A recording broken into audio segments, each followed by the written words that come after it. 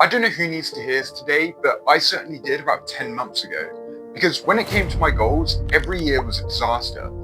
The easy part was setting the goals. I'd visualize them, write them down, obsess over them, and hope they would happen. But the hard part was actually achieving them. And for 3 years, I had the same uncompleted goals: go to the gym and build muscle, grow my money through investing, and build a side hustle and share content. But every year, they never happened.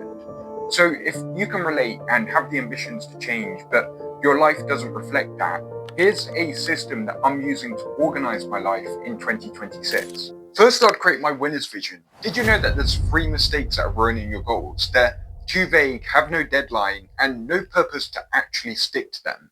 And that's why goals like losing weight and investing money don't actually work. Creating your winner's vision is different from setting goals. And here's what I mean. So losing weight would turn into lose 15 kilograms in 12 months so I can look good for my wedding. Or investing money would turn into something like invest £15,000 in 12 months so I can grow my money for my future self and family over time.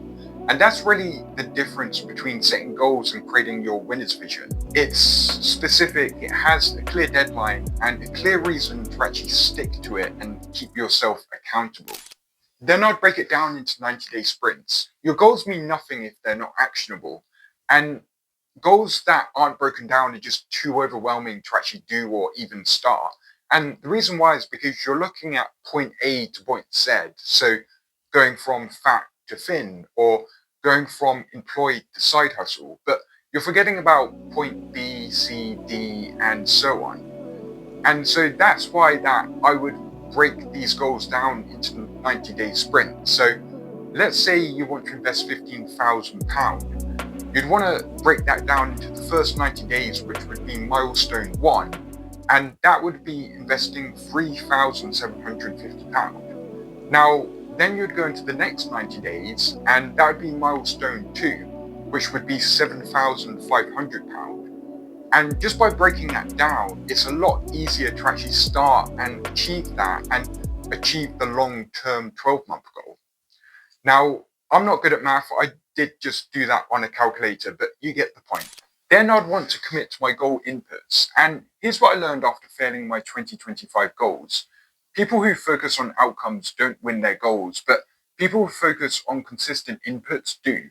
Because your goals become reality with small, consistent effort applied every day or week. And so what you want to do is break down each milestone that you have and break down the inputs needed to actually achieve each of those milestones. So let's say you wanted to lose 3.7 kilograms of weight within the first 90 days. So that would be milestone 1. You'd want to go into all the inputs needed to get there. So this could be like meal planning, exercise routine, or even drinking 6+ cups of water per day for hydration. And you just want to focus on milestone 1 right now and just list those inputs out. So the last step is tracking specific metrics that you can use for accountability, because the reality of it is 92% of people give up with their goals. But here's how you can be in the top 6%. That's by tracking specific metrics that you can use to keep yourself accountable whilst you go after your goals. What I mean by this is, let's say we're using the same example as last time with the losing weight. If you wanted to keep yourself accountable with meal planning, you could track the habit of and say something like, did you plan your meals this week? Or for your exercise routine, it would be, did you complete this exercise routine? And for hydration, it would be, did you drink 6+ cups of water today?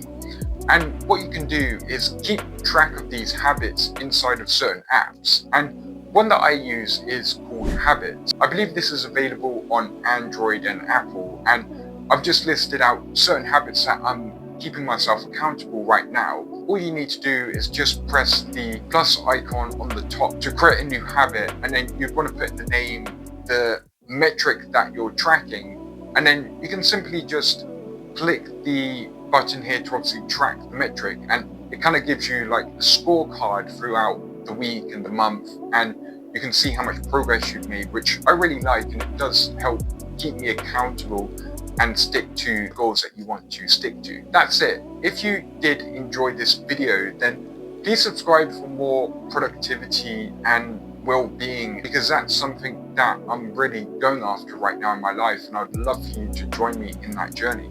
But thank you for watching, and I hope you enjoyed the video.